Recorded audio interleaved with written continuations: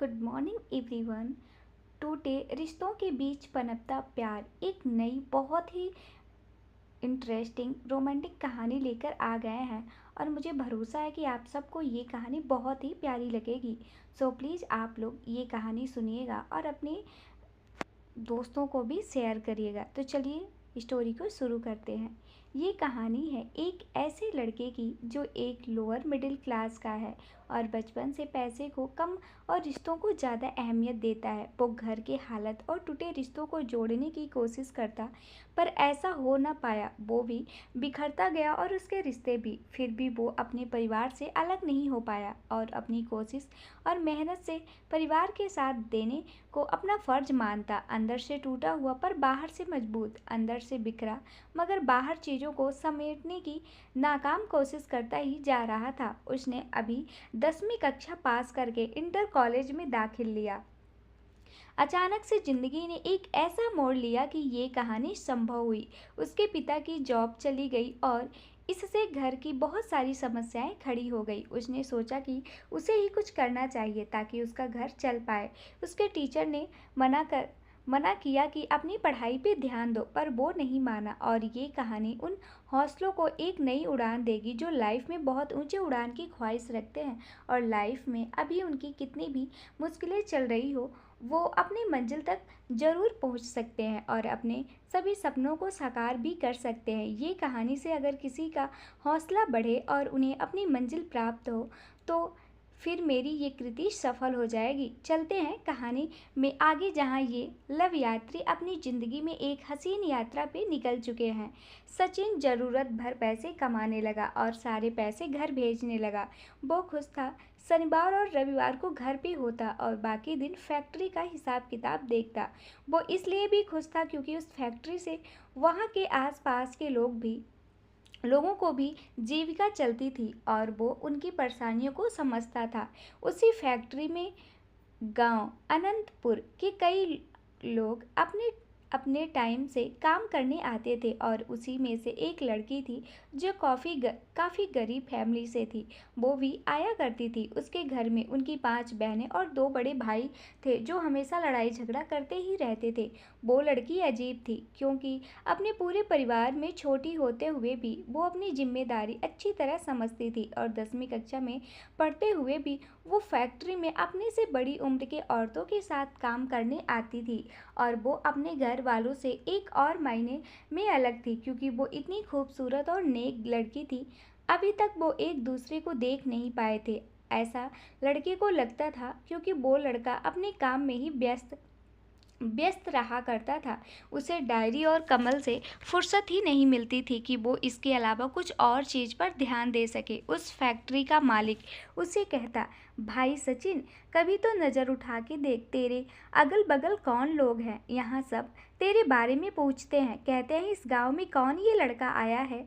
अब तो तू भी इस गांव का एक अहम हिस्सा बन चुका है, बात कर जाना, पहचान बढ़ा। लेकिन लड़का तो सिर्फ अपने हिसाब किताब में ही बिजी रहता। दिन बीते, लड़के ने अपनी कमाई बढ़ाई, पर फिर भी घर पर अपनी इज्जत नहीं बढ़ा पाया। घर वाले अपने लड़के भाई की कमाई पर खुश थे, पर उससे नहीं। वो बहुत मायूस था, पर उसके बॉस से उसकी अच्छी दोस्ती हो चुकी थी और अब वो उन्हें भैया कह संबोधित करता था और वो उसे अपना दोस्त जैसे और छोटे भाई की तरह मानता। और सचिन अब उन्हीं के घर पे खाना खाता और थोड़ी दूरी उसी फैक्ट्री में सोता और अपनी पढ़ाई करता और फुर्सत मिलने पर बॉस के साथ गांव की सैर पर निकल जाता। नदी, तालाब, पेड़ पौधे, इस प्राकृतिक सौंदर्य में वो अपने सारे दुख दर्द भूल चुका था। पर शायद ही कभी कभी बॉस की बड़ी जिद करने पे वो बाहर जाता था और वो सिर्फ अपने पंख फैलाकर उड़ना चाहता था। पर अब भी वो शांत और अपने काम में डूबा हुआ ही रहता था। अब आगे उस लड़के की जिंदगी में कुछ खास होने वाला था, पर इन सब की उसे भाग भनक भी नहीं थी। देखते हैं अब उसकी ज़िंदगी में सब कुछ कैसे बदलने वाला था। वही औरत, वही आरती के बारे में तो मैंने आपसे बात ही की थी क्योंकि वो भी इस कहानी की एक अहम हिस्सा है, या यूँ कहे बराबर की जोड़ीदार। ग्रेट मज़ा आने वाला है क्योंकि ये गांव में वो बचपन से ही रही है। मगर वही सचिन, वो ये नया है इस गांव में, और वही उसका बॉस, वो भी शुरू से इसी गांव में पला बड़ा है, जो सचिन और आरती से कम 10 साल बड़ा है और इसीलिए समझदार भी है, और वो नेक इंसान भी है। मैं ऐसा क्यों बोल रही हूँ? क्योंकि समझदार है, तभी वो सचिन को एक झटके में पहचान लिया और छोटे भाई या फिर दोस्त जैसे ट्रीट कर रहा है। वो नेक है, ये तो उसके काम बताएंगे, और ये आप खुद जज कर लीजिएगा। और हाँ, उसकी अभी शादी नहीं हुई है। ये गांव अनंतपुर आरती को क्या दिया, सचिन को क्या देने वाला था, ये हम आगे के भागों में कभी डिस्कस करेंगे। पर लड़के की लाइफ में सब सही चल रहा था और एक दिन अचानक उसके बॉस ने कहा, पता है, आरती ने अपने हाथ काट लिए हैं। लड़के ने कहा, आरती ये कौन है? बॉस ने कहा, तुम हिसाब तो सबका लिखते हो और तुम्हारे सामने कभी काम करती है, पर तुम देखती किसी को भी नहीं, तो तुम पहचानोगे कैसे? उधर देखो, वो है आरती। पर्दे के पीछे एक छोटी सी मासूम सी लड़की सर झुकाए अपना काम कर रही थी। उसके बाएं हाथ में पट्टी बंधी हुई थी। लड़के ने देखा और फिर काम में लग गया और बोला, कौन से क्लास में पढ़ती है भैया? बॉस ने कहा, 10th में है। लड़की ने कहा, कैसे काटा कटा उसका हाथ? बॉस ने कहा, पता नहीं। लड़का फिर से अपने काम में व्यस्त हो गया। लड़का उसी समय से उस लड़की के बारे में सोचता रहता है कि आखिर उसकी क्या वजह होगी हाथ काटने की। उसे ये बिल्कुल भी खबर नहीं थी कि उसकी वजह वो खुद है। रात हुई। लड़के ने खाने के समय भी अपने बॉस से पूछा, लड़की का हाथ कैसे कटा भैया? बॉस ने जवाब दिया, नहीं पता सचिन। सचिन वही थोड़ी दूर पर फैक्ट्री में चला गया। थोड़ी दूर पर फैक्ट्री में चला जाता है और पढ़ते पढ़ते आरती के बारे में सोचते रहता है। सचिन अपने घर वालों के बाद पहली बार किसी दूसरे के बारे में इतना फील कर रहा था। घर वालों से तो बदले में कोई रिस्पॉन्स नहीं मिला कभी उसे, पर क्या यहाँ उसे कुछ और ही साथ मिलने वाला था? ये तो आगे समय के गर्भ में ही सारी बातें छुपी हुई थी। वो 1 बजे के आसपास सो गया, अगली सुबह से अनजान होकर। अगली सुबह सचिन जब उठा, हमेशा की तरह वो फ्रेश होकर पूजा पाठ करके चाय बनाकर पीता और फिर सुबह के 7 बजे वो कुछ देर पढ़ाई करके नाश्ते के लिए बॉस के घर जाता और फिर 10 बजे फैक्ट्री का काम शुरू हो जाता। यही उसकी डेली रूटीन होती थी। पर आज पढ़ते वक्त साफ सफाई के लिए रोज की तरह एक दीदी आई हुई थी। उन्होंने बोला, सर बाहर कोई मिलने आया है आपसे। सचिन थोड़ा चकित हुआ क्योंकि वो किसी से बात तो करता ही नहीं था, और उसमें भी कोई लड़की। वो उठा और बाहर निकल कर देखा तो एक लड़की जो करीब 20-21 के करीब उम्र की होगी, वो थोड़ी गुस्से और परेशान के मूड में थी। सचिन थोड़ा डरते हुए बोला, जी भैया तो 10 बजे आएंगे। लड़की ने कहा, मुझे आपसे ही बात करनी है। सचिन को कुछ पता नहीं था। उसने सोचा शायद किसी को काम पे रखवाना होगा। उसने कहा, बोलिए क्या बात है? वो लड़की ने कहा, आरती मेरी भतीजी है। मैं यहाँ नहीं रहती हूँ, मैं बाहर जॉब करती हूँ और छुट्टी में मैं यहाँ 2-3 दिन पहले आई हूँ। सचिन शायद अगर अपने बॉस से उसका नाम नहीं सुनता तो अभी उसे पता भी नहीं चलता कि वो लड़की किसके बारे में बोल रही थी। पर सचिन को ये नहीं समझ आ रहा था, बात नहीं आ रही थी बात की वो लड़की आरती के बारे में उसे क्यों बोल रही है। सचिन ने कहा, क्या हुआ है? आप जो बोलना है साफ साफ बोलिए। लड़की ने कहा, क्यों, आप नहीं जानते? सचिन हैरान हुआ और बोला, देखिए मुझे पता चला कि कोई आरती है जिसका हाथ कट गया। ये कल ही भैया ने बताया। लड़की ने कहा, शुक्र है आपको कम से कम नाम तो पता है, वो भी आपको कल उसका नाम पता चला। सचिन ने कहा, जी। उसने कहा, हाथ कटा नहीं, उसने खुद काट लिया। सचिन ये बात सुनकर हैरान हुआ और बोला, खुद का हाथ? लड़की ने कहा, जी खुद से, वो भी आपके लिए। सचिन फिर और हैरान हुआ। उसे झटके पे झटके लगे जा रहे थे ये सब बातें सुनकर। सचिन ने कहा, जी मैं तो उसे जानता भी नहीं। कल तो मैंने उसे देखा पहली बार आरती की बुआ ने कहा, देखिए मुझे नहीं पता कि आप जानते हो या नहीं, पर मैं इतना ज़रूर जानती हूँ कि वो बहुत अच्छी लड़की है। मेरे घर में अगर कोई है जिसे मैं बहुत मानती हूँ, वो है आरती। कृपया उसको समझाइए और मामले को सॉर्ट आउट कीजिए। सचिन ने कहा, पर ये कैसे हो सकता है? उसने तो मुझे कभी देखा भी नहीं, बात भी नहीं की, तो फिर आप मुझे क्यों? आरती की बुआ ने कहा, वो कभी बात नहीं की होगी, वो कभी किसी लड़के से बात नहीं करती, उसे सिर्फ अपनी पढ़ाई और काम से मतलब है। पर हो सकता है वो आपको देखती हो और आपने ध्यान नहीं दिया। सचिन बोला, ठीक है, पर आप इतना पक्का कैसे हैं? हो सकता है आपको कुछ कन्फ्यूजन हो। उसने कहा, एक बार आप उससे बात करिए, उसका हाथ देखिए, फिर आपका भी कन्फ्यूजन दूर हो जाएगा। सचिन ये सुनकर हैरान हुआ, उसे कुछ समझ नहीं आया। फिर आरती की बुआ ने कहा, मैं आज उसे टाइम से आधे घंटे पहले ही भेज दूंगी। आप खुद ही उससे बात कर लीजिए और कुछ ऐसा कीजिए कि फिर कभी वो अपने आप को नुकसान न पहुंचा सके। बस मुझे उसे खुश देखना है। सचिन हैरान परेशान बेचारा एक के बाद एक झटके खाता जा रहा था और उसे कभी किसी लड़की से बात करने का अनुभव भी नहीं था, और ऊपर से ये सब बातें, महत्वपूर्ण बातें कुछ मैं आपको बताना चाहती हूँ। यहाँ आपको बता दूँ कि ये जो आरती की बुआ हैं, जिनका नाम सुनीता है, इसी गांव की हैं, फिलहाल बाहर रह रही हैं, जॉब कर रही हैं। उसे यहाँ छुट्टी पे आना हुआ और वो अपनी भतीजी को इस हाल में देख नहीं पाई और सचिन को शौक पे शौक शौक देती गईं। पर इन्हें याद रखना आप, क्योंकि ये कोई भूलने वाली किरदार नहीं, ये रिश्ते में तो बुआ हैं, पर मैंने ये कभी एक्सेप्ट नहीं किया था कि बुआ भी हम उम्र जैसी हो सकती हैं। सचिन वापस ऑफिस के चेयर पे बैठा था, अकेला सोच रहा था कि वो तो आरती को जानता तक नहीं, फिर भी आरती ने ऐसा क्यों किया? वो भी उसके लिए, उसने हाथ क्यों काटा? और ऐसा करने से पहले एक बार वो कम से कम बात करती मुझसे बिना कुछ बोले, उसने ऐसा क्यों किया? और हो सकता है कि उसने किसी और वजह से ऐसा किया हो। वो यही सब बातों से काफ़ी परेशान और हैरान सोचता जा रहा था और उसकी बुआ की गुस्से वाली नज़र से थोड़ा डरा हुआ भी महसूस कर रहा था। सोचते सोचते अचानक से उसकी नज़र घड़ी घड़ी पे पड़ी। वो हड़बड़ा कर उठा क्योंकि सुबह के 9 बज चुके थे, उसे नाश्ता करने जाना था। फिर क्या, वो ऑफिस में ताला लगाकर अपने बॉस के घर जाते वक्त भी सोच रहा था कि ये सारी बातें वो अपने बॉस, जिसे वो भैया कहा करता था, उन्हें बताए या फिर नहीं। उसने डिसाइड किया वो ये बातें ज़रूर बताएगा, क्योंकि उसके बॉस उस पर बहुत विश्वास करते थे और एक दोस्त की तरह उसके साथ पेश आते थे। सचिन अपने बॉस के घर पहुंचता है और उनकी माँ और फैमिली के बीच वो ऐसे समय का इंतज़ार करता है जब वो अपने बॉस को ये बात बताए। और जब दोनों नाश्ता कर रहे होते हैं, तब सचिन धीरे से अपने बॉस को कहता है, भैया पता है वो आई थी। उसने बॉस से कहा, वो कौन? सचिन ने कहा, वही आरती की बुआ। बॉस ने कहा, आरती की बुआ तो बाहर रहती हैं, वो यहाँ कैसे और क्यों और क्या बोली?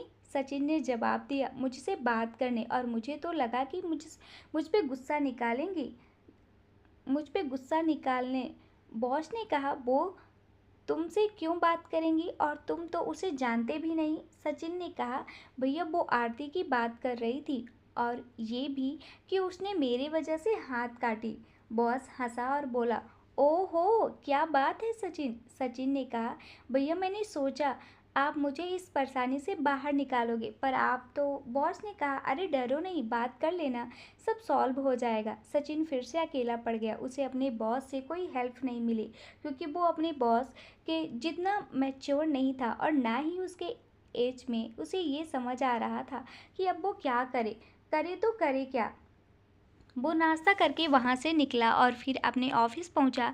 चेयर पे बैठे बैठे सोचने लगा और कुछ ही देर बाद उसे दरवाजे पर किसी के आने की आहट महसूस हुई। वो कोई और नहीं, आरती ही थी, अकेली और डरी हुई, नज़र नीचे, सुनहरे बाल, चेहरे का रंग गोरा और दुबली पतली सी, कद से लंबी, और हाथ में 2 बुक और एक कागज का टुकड़ा लिए हुए और डर से कांपती हुई वो सचिन के सामने खड़ी थी। अब सचिन थोड़ा कंफर्ट फील कर रहा था, क्योंकि आरती की बुआ वो बिना झिझके और गुस्से से बात कर रही थी। वही आरती डरी सहमी हुई, इसीलिए सचिन ने कहा, अंदर आ जाओ। और आरती एक बार भी सचिन को नहीं देख रही थी, इसलिए सचिन ने उसे पहली बार अच्छे से देखा और पूछा, क्या तुम ही आरती हो? आरती ने कहा, हाँ। सचिन ने कहा, तुम 10वीं क्लास में गई हो तो पढ़ाई कैसे चल रहा है? उसने कहा, वो मैं एक सहेली को बुक देने ही जा रही थी। मैंने अभी बुक खरीदी नहीं है। सचिन ने कहा, कोई ज़रूरत नहीं, बुक है मेरे पास। चाहो तो मैं अपनी बुक तुम्हें दे दूँगा। अब जब भी घर गया तो, क्योंकि सिलेबस चेंज तो हुआ नहीं है। आरती ने सिर हिलाते हुए कहा, ठीक है। सचिन ने कहा, तुमने हाथ क्यों काटा? आरती घबराई और अपने बाएं हाथ को पीछे करते हुए बोली, नहीं वो। सचिन ने कहा, तुम्हारी बुआ आई थी, वो बताई। आरती ने जवाब दिया कि बुआ ने ही भेजा है मुझे यहाँ। मुझे डर लग रहा था फिर भी आई हूँ, और उनको मैंने बहुत मना किया था जब वो आपसे मिलने आ रही थी, फिर भी वो। सचिन ने कहा, पहले मुझे अपना हाथ दिखाओ। आरती ने कहा, कुछ नहीं, वो बस। सचिन ने बोला, अपना बायां हाथ दिखाओ। और फिर आरती ने डरते हुए अपना हाथ आगे किया। सचिन उसके हाथों को देखकर भौचक्का सा रह गया। कुछ देर का सन्नाटा। सचिन ने ना ऐसा सोचा था, ना उसने ये उम्मीद की थी कि वो कुछ ऐसा देखेगा। उसके हाथ पे ठीक कलाई के नीचे बाएं हाथ पे कटे का निशान था, और उसकी कलाई पे गौर से देखने पर साफ साफ अक्षरों में सचिन का नाम लिखा हुआ था। सचिन हैरान होकर कुछ देर तक देखता रहा, और फिर उसने बोला, क्यों ऐसा किया तुमने? तो फिर आरती ने कहा, ऐसे ही। और अभी तक एक बार भी आरती ने सर उठाकर सचिन को देखा भी नहीं था। सचिन को दुख हुआ उसके इस हरकत पे, और उसने गुस्से से कहा कि ये वक्त है अपने कैरियर पे ध्यान देने का, अच्छे से पढ़ाई करने का, ना कि ये सब हरकतें करने का। पढ़ाई पे ध्यान दो और अपने घर वालों को ध्यान रखो, और अपना भी। ऐसा कुछ मत करो जिससे सबको दुख हो। वो उसे डांट भी रहा था, समझा भी रहा था, पर वो उसे और उसकी फीलिंग्स को नहीं समझ पा रहा था। ये थी उन लोगों की पहली मुलाकात, जहाँ दोनों थोड़े मासूम और थोड़े समझदार और थोड़ी नासमझ भी प्रतीत हो रहे थे, और अपनी अपनी परेशानियों में उलझे हुए भी। पर वही आरती अपने प्यार का दिया जलाए हुए सचिन की डांट को भी सचिन का साथ मानकर सुने जा रही थी। वही सचिन उनके प्यार को समझने और अपनी तरफ से थोड़ा भी प्यार दिखाने को तैयार तो छोड़ो, उसे डांट कर दुनियादारी और सही गलत का नसीहत देता जा रहा था। सचिन और आरती दोनों पहली बार बात करके अपनी अपनी फीलिंग्स के साथ बैक टू नॉर्मल लाइफ, पर ऐसा सिर्फ सचिन को लगता था, क्योंकि आरती और मुझे मतलब कि लिखने वाले को ऐसा नहीं लग रहा था। क्योंकि जब प्यार होता है तब कुछ भी नॉर्मल नहीं रह जाता, और आरती के लाइफ में पहले जैसी कोई भी बात नहीं रह गई थी। उसका कोई भी काम जो वो करते, पर उसका दिल और दिमाग सिर्फ सचिन पर ही लगा रहता था, जैसे कि वो एक अलग ही दुनिया में जी रही थी। वो चाहकर भी सचिन की डांट को सीरियसली लेना चाहती, पर ऐसा नहीं हो रहा था। उसकी यादों में मंद मंद मुस्कुराती और खोई रहती, जैसे उसको दुनिया दिन दुनिया की का कोई होश ही नहीं हो। उधर सचिन अपने काम में फिर से व्यस्त हो गया, पर उसे आरती के लिए किताबें लाने की याद जरूर रही। इधर मैं जो जानता हूँ कि आरती और सचिन अभी मैच्योर नहीं, अनुभवहीन है इस वक्त तक, और इसीलिए मैं भी अभी तक उसी मासूमियत और सच्चाई से उनकी कहानी आप लोगों के सामने प्रस्तुत करती जा रही हूँ। क्योंकि अगर मैं अपनी तरफ से कुछ भी वक्त से पहले या वक्त के बाद कहानी में डाल दूँ, तो ये उनके कैरेक्टर साथ आरती और सचिन नाइंसाफ़ी होगी। यहाँ तक बने रहने के लिए आप सबको शुक्रिया। इस बीच सचिन अपने घर होकर आता है, आरती की तरह। उसके मन में भी हलचल तो नहीं, प्यार भी नहीं है, पर उसकी किताबों को लाना नहीं भूलता है। सचिन का बॉस रमन आता है और सचिन से पूछता है, सचिन ये किताबें? वो भी 10वीं की। सचिन जवाब देता है, वो भैया ये आरती के लिए है। रमन बॉस कहता है, आरती? सचिन सारी कहानी बताता है और फिर कहता है कि वो जब भी आपको मिले उसे दे दीजिएगा। रमन उसका बॉस, क्यों? वो तो आती ही है, तुम खुद उसे दे देना। सचिन कहता है, नहीं भैया, अगर आप दे दोगे तो ज़्यादा अच्छा होगा। रमन, ओके बाबा, मैं ही दे दूंगा, पर तुम्हें ऐसा नहीं लगता कि तुम कुछ ज़्यादा ही रूड हो रहे हो उसके साथ? सचिन, नहीं, मुझे नहीं लगता, यही उसके लिए सही होगा। रमन, ठीक है, पर तुम जो उसके लिए अच्छा सोच रहे हो, पर अगर उसे सच में तुमसे प्यार हो तो? सचिन, मैं नहीं मानता, ये उम्र अपना कैरियर बनाने का है। सचिन अब भी पत्थर दिल बना फिर रहा और उधर आरती परेशान है, एक झलक भी सचिन की मिल जाए। जब रमन किताबें देता है तो आरती पूछती है कि उन्होंने दिया है। रमन बॉस मुस्कुराते हुए कहता है, सचिन ने ही दिया है। रमन मैच्योर इंसान है, उसे पता है आरती की हाव भाव देख वो सारी बातें समझ जाता है, पर वही सचिन को कुछ समझ अब तक नहीं आता। पर ये सचिन का हाल बदलने का वक्त भी आ चुका था, जहां वो आरती के फीलिंग्स को समझे और उसे भी वो फीलिंग्स हो जो फीलिंग्स से आरती गुजर रही थी। और ये करने के लिए जो ऊपर वाले ने कहीं ना कहीं कहानी रच रखी थी। सामने आता है रमन दी बॉस, बने रहिए इस कहानी में मेरे साथ। रमन सचिन से कहता है, किताबें तो दे दिया तुमने, अब दिल कब दोगे? सचिन हंसता हुआ कहता है, अरे भैया आप भी ना। रमन अरे कभी कभी काम से फुर्सत निकाल कर देख भी लिया करो। सचिन ऊपर से तो कुछ नहीं, पर अब कहीं ना कहीं दिल से आरती के बारे में सोचने लगा था। रमन जबरदस्ती अगले दिन उसे हाथ पकड़कर ले जाता है, जहाँ से थोड़ी दूर पर बैठे हुए आरती बुनाई का काम कर रही थी और उसके साथ और भी लड़कियां और औरतें काम कर रही होती हैं और आपस में बातें भी कर रही होती हैं। रमन बॉस, अरे सिर्फ हिसाब किताब नहीं, तुम्हें कारीगर का काम भी और साथ में कारीगरों को भी देखना चाहिए। मुस्कुराते हुए तभी आरती अचानक से पर्दे के पास खड़े सचिन को देखती है और हंसना और बातें करना भूलकर सचिन को ही निहारने लगती है। सचिन भी उसे देखकर अंदर ही अंदर खुश होता है और पर आरती को अपनी ओर देखते हुए देखकर थोड़ा सहम सा जाता है, क्योंकि पहली बार आरती ने सचिन के सामने, वरना उसके सामने ऐसी नज़र भी नहीं उठाती है, पर आज अपनी सहेलियों के साथ होने के कारण उसको हिम्मत होती है और वो भी जी भर कर सचिन को देखती है और उसका प्यार और भी गहरा हो रहा होता है।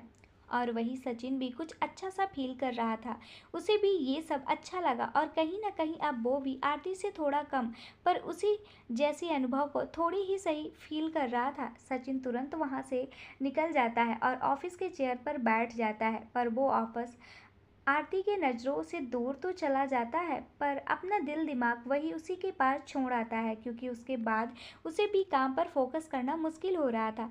हर पल अब वो आरती को ही याद करता जाता है। दोस्तों यही होता है, लाख कोशिशों के बाद भी सचिन बच नहीं पाता, क्योंकि ये प्यार तो सच्चा और कुदरत का रचा था।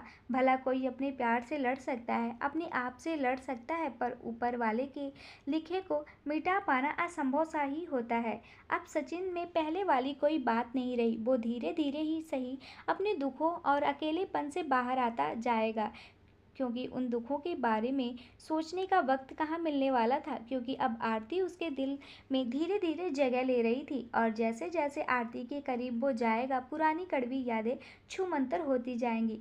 अभी तो प्यार शुरू हुआ है, ना जाने आगे इन्हें कितनी खुशियों और दुखों का पार करनी होगी। दोस्तों ये स्टोरी कैसी लगी प्लीज़ कमेंट करके बताइएगा। और अभी ये तो स्टार्टिंग थी स्टोरी में, अभी थोड़ा आप लोग को समझ में नहीं आया होगा, लेकिन आगे स्टोरी बहुत ही इंटरेस्टिंग होने वाली है। सो प्लीज़ आप लोग स्टोरी देखना मत भूलिएगा। और कैसी लगी आज का पहला एपिसोड प्लीज़ कमेंट करके बताइएगा। धन्यवाद दोस्तों।